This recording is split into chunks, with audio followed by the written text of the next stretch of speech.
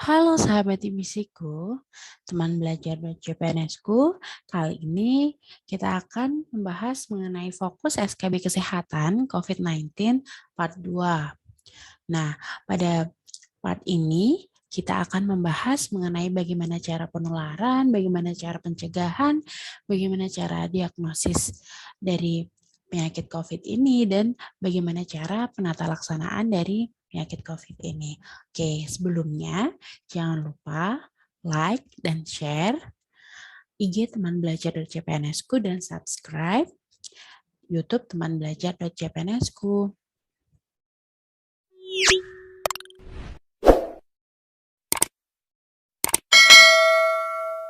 Oke teman-teman, jadi coronavirus disease atau kita biasanya menyebutnya COVID-19 adalah suatu penyakit yang disebabkan oleh infeksi virus SARS-CoV-2 yang sudah dijelaskan pada video sebelumnya ya teman-teman. Nah, COVID-19 ini penularannya dapat melalui dua cara, yaitu dari droplet pasien terinfeksi dan dari udara atau aerosol. Nah, penularan dari droplet pasien terinfeksi ini bisa secara langsung maupun secara tidak langsung. Nah, penularan secara langsungnya bisa terjadi ketika pasien terinfeksi bersin atau batuk, kemudian droplet yang berisi virus ini akan mengenai pasien lain atau mengenai seseorang sehingga orang itu akan juga ikut terinfeksi virus COVID-19 ini. Nah, infeksi virus ini atau transmisi droplet ini ke seseorang biasanya langsung ke mukosa hidung atau mulut. Bisa juga ke mata ya teman-teman ketika tidak ada perlindungan. Nah, ketika pasien ini tidak memakai masker atau tidak menggunakan kacamata, maka droplet pasien terinfeksi ini dapat langsung mengenai manusia lain atau seseorang yang ada di lingkungan pasien terinfeksi. Kemudian yang secara tidak langsung pasien pembawa virus ini, pasien yang terinfeksi ini bisa menyebarkan dropletnya ketika dia batuk, ketika dia bersin, tapi tidak menggunakan etika batuk dan etika bersin yang baik, maka droplet ini akan menempel pada permukaan benda-benda, bisa berbagai macam benda, bisa di permukaan meja, misalkan bisa di komputer, bisa di pensil, bisa di kertas, di berbagai macam benda itu bisa. Nah, ketika kita menyentuhnya, kita bisa saja terinfeksi karena ada droplet yang berisi virus SARS-CoV-2 tadi. Nah, untuk yang selanjutnya yaitu melalui udara atau aerosol.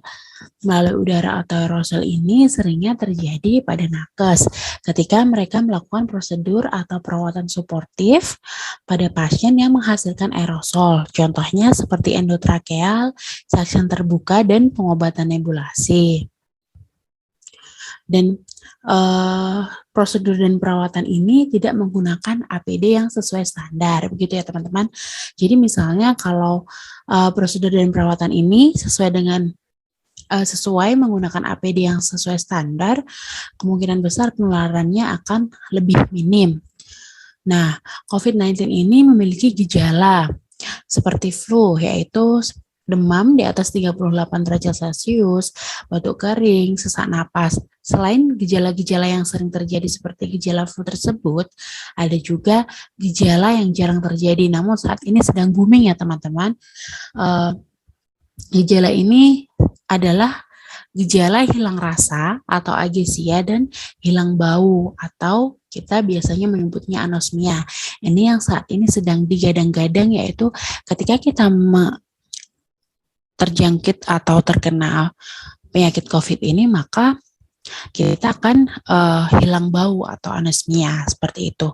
Nah, masa inkubasi dari virus SARS-CoV-2 ini rata-rata 5-6 hari dan terpanjang 14 hari. Selanjutnya, untuk diagnosisnya, untuk gold standarnya kita masih menggunakan real-time PCR ya teman-teman. Selain itu bisa juga dilakukan pemeriksaan rapid test antibody untuk mendeteksi IgM dan IgG, kemudian rapid test antigen, kemudian ada juga CT scan atau rongsen dada untuk mengecek infiltrate atau cairan di paru, kemudian ada juga tes darah lengkap untuk mengecek kadar sel darah putih, D-dimer, dan C-reaktif protein. Namun, memang gold standarnya yang paling bagus adalah menggunakan real-time PCR ya teman-teman. Nah, pencegahan COVID-19 yang bisa dilakukan di masyarakat yaitu kita kenal dengan 5M. Yang pertama, memakai masker, kemudian mencuci tangan dengan sabun maupun kita dengan hand sanitizer, kemudian menjaga jarak minimal 1 meter ya teman-teman, kemudian menjauhi kerumunan dan membatasi mobilitas. Jadi stay at home akan lebih baik ya untuk kondisi saat ini. Nah, selanjutnya berdasarkan WHO, varian virus COVID itu sekarang berkembang sangat pesat teman-teman. Jadi ada 2 varian virus COVID. Yang pertama virus COVID dengan varian VOC atau variant of concern, yaitu virus ini dapat meningkatkan risiko penularan COVID-19 dengan cepat, memperparah gejala dan menurunkan efektivitas terapi. Virus ini sangat agresif ya teman-teman. Nah, selain varian VOC ini ada juga varian VOI yaitu variant of interest. Virus ini sedang diteliti karena dicurigai juga dapat berpotensi menjadi VOC. Jadi sama aja teman-teman sebenarnya kedua virus ini sama-sama agresif. Nah, untuk varian VOC ini ada beberapa jenis yaitu yang pertama alpha ditemukan di Inggris pada bulan 9 tahun 2020. Kemudian ditemukan lagi virus jenis beta pertama kali ditemukan di Afrika Selatan pada bulan Mei 2020 ya teman-teman. Kemudian yang ketiga yaitu virus jenis gamma ditemukan di Brazil pada bulan 11 tahun 2020. Nah, yang keempat yaitu ada virus delta, ini ditemukan pertama kali di India pada bulan 10 tahun 2020. Untuk virus variant of interest atau VOI ini ada 2 yaitu varian lambda dan varian mu. Varian lambda ini ditemukan di Peru pada Desember 2020 dan mu ini ditemukan di Kolombia pada 2021 ini, baru pada Januari 2021 ini. Namun memang virus-virus ini nantinya, virus VOC ini nantinya juga akan diteliti lagi karena dia berpotensi menjadi VOC. Jadi nggak ada virus yang ada yang agresif, ada yang tidak. Jadi sebenarnya virus COVID ini memang sama-sama agresif dan bahaya ketika menyerang tubuh manusia. Seperti itu ya teman-teman. Nah, ketika menyerang tubuh manusia, maka kasus yang terjadi ada beberapa macam teman-teman. Ada yang tanpa gejala, ada yang ringan, ada yang sedang, ada yang berat, ada juga yang pasien ini mengalami kondisi yang kritis seperti itu teman-teman. Jadi ada 5 definisi kasusnya. Yang pertama yaitu OTG atau tanpa gejala. Nah, kategori ini paling ringan karena pasien yang terjangkit tidak memiliki gejala apapun.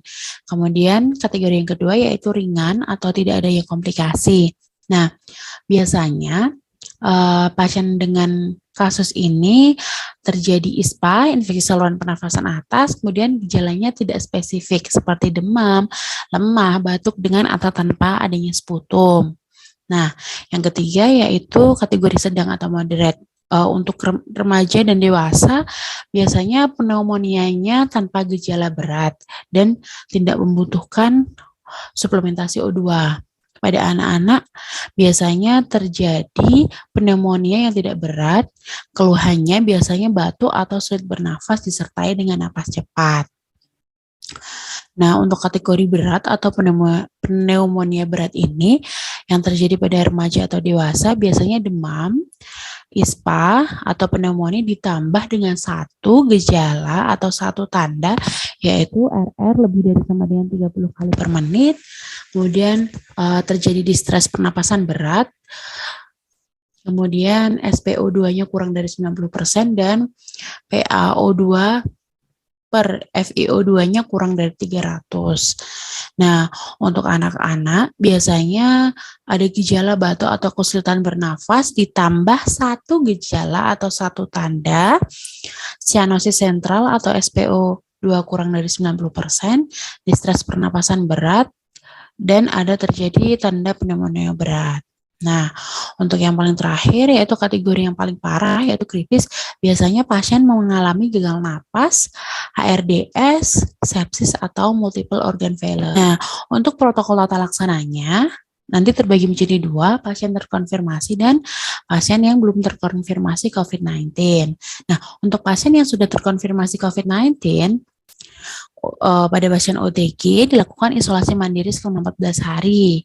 Isolasi ini dipantau oleh FKTP dan setelah 14 hari, pasien disarankan untuk kontrol ke FKTP. Biasanya diberikan vitamin C 3 kali sehari selama 14 hari dan juga multivitamin yang mengandung CBE dan zinc. Nah, untuk selanjutnya, yaitu pasien dengan gejala ringan, biasanya sama, yaitu dilakukan isolasi mandiri selama 14 hari yang dipantau FKTP, kemudian diberikan vitamin C 3 kali sehari selama 14 hari, dan multivitamin yang mengandung CBE dan zinc. Nah, jika diperlukan, bisa diberikan antibiotik dan antivirus atau antimalaria sesuai dengan resep dokter. Untuk gejala sedang dan berat, dilakukan isolasi di rumah sakit dengan ruang perawatan khusus COVID-19.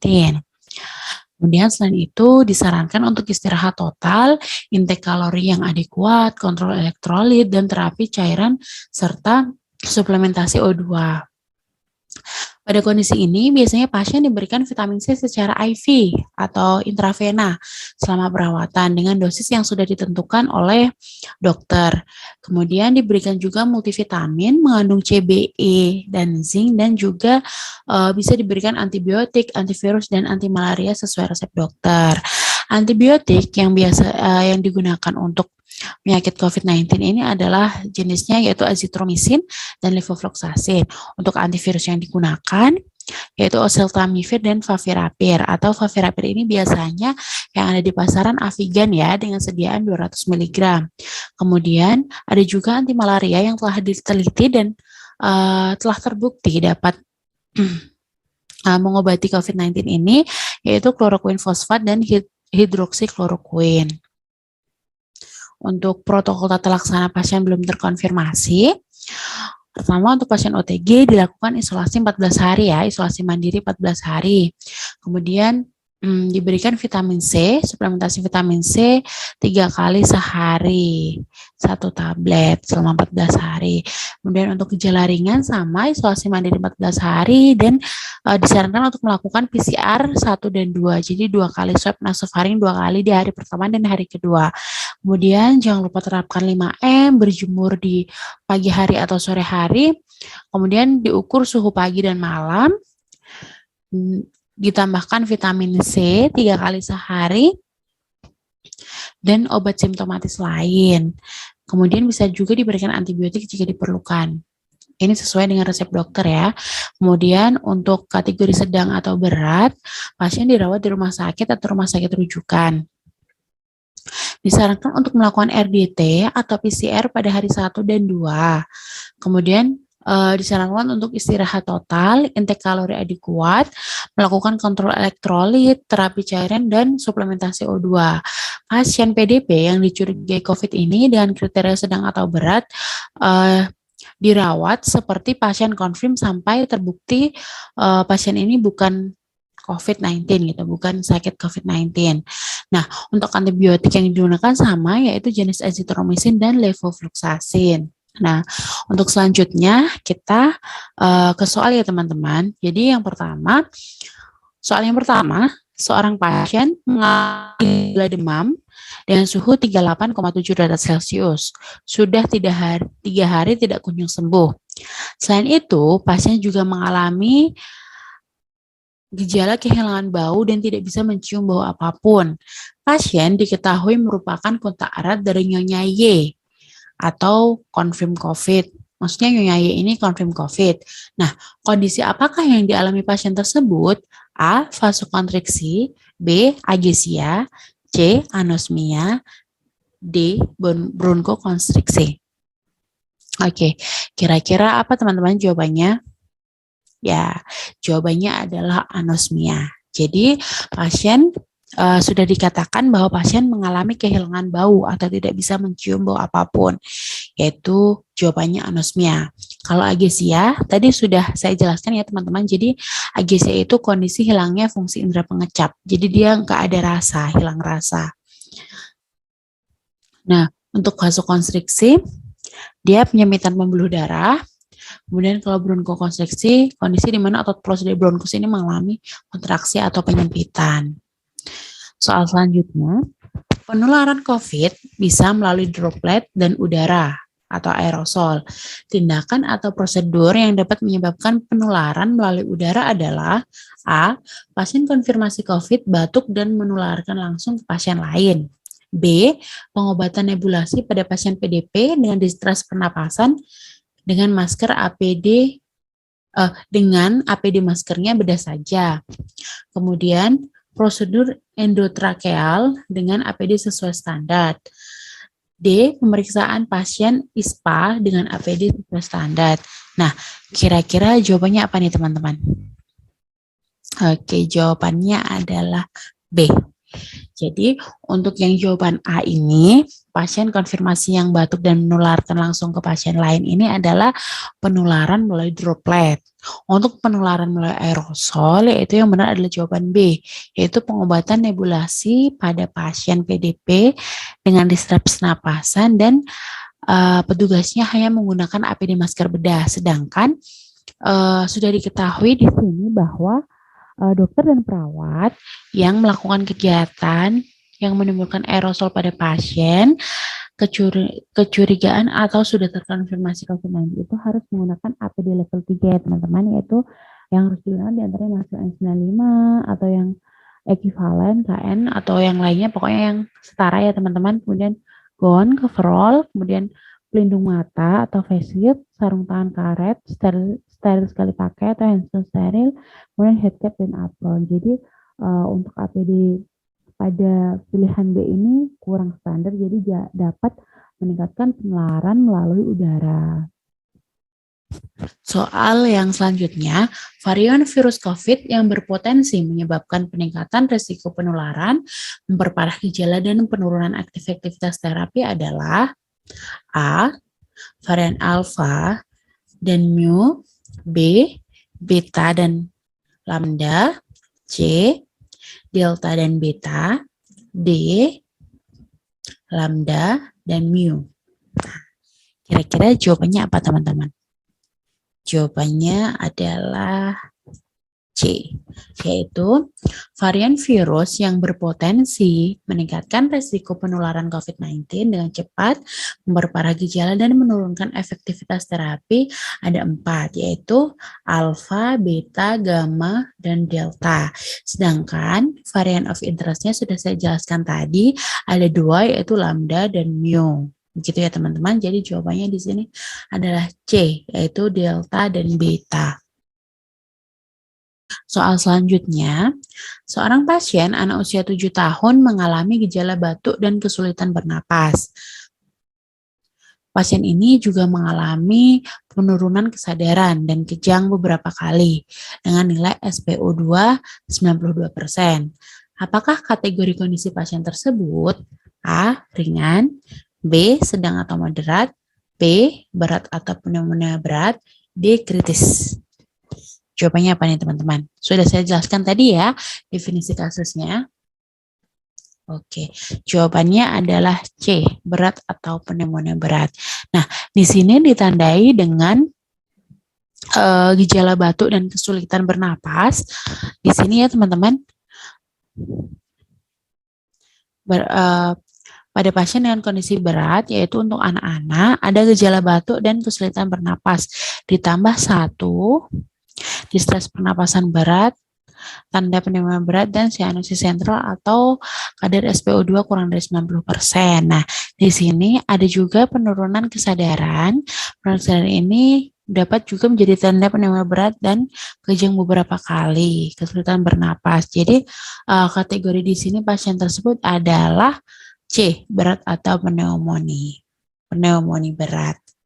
Oke, selanjutnya antibiotik yang diberikan selama 5 sampai 7 hari untuk mengobati pasien konfirmasi COVID-19 adalah A. Amoxicillin, B. Azithromycin, C. Clindamycin, D. Ciprofloxacin. Jawabannya kira-kira apa teman-teman?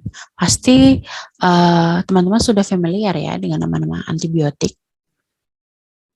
Oke, jawabannya adalah B, azithromycin. Jadi antibiotik yang diberikan untuk pasien COVID itu biasanya azithromycin atau apabila tidak ada diberikan alternatif levofloxacin. Antibiotik ini diberikan biasanya 5 sampai 7 hari. 5 hari ini untuk gejala ringan dan sampai 7 hari untuk gejala berat atau pneumonia berat. Oke, sekian teman-teman sharing dari saya. Semoga bermanfaat. Jangan lupa support dan subscribe-nya teman-teman ya. Semoga tahun ini menjadi rezeki teman-teman untuk mengantongi NIP ya. Sampai jumpa lagi.